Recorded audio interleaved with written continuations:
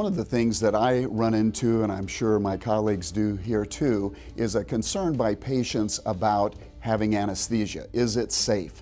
And I think this is something we all face when we're talking about procedures.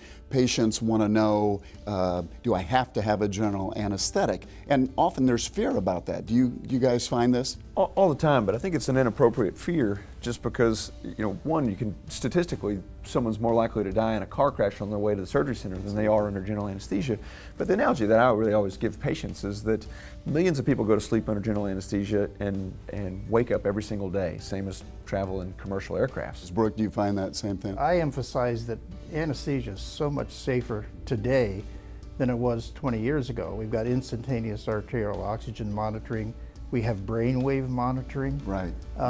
So it's pretty hard to get in trouble without It is hard to get knowing in what's trouble, going and I on, think yeah. most of the fear of anesthesia probably relates to people's experience in the 50s and 60s. Can we do some surgical procedures safely under local?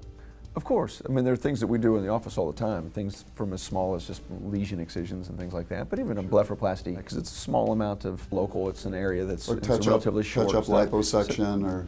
Simple things, yeah. But I always encourage the patients to understand that there are disadvantages to local anesthesia. One, your operation is going to take longer, because if you feel something, you say, oh, I need more. So I think most procedures probably take an hour and a half less under general, and patients respond to that.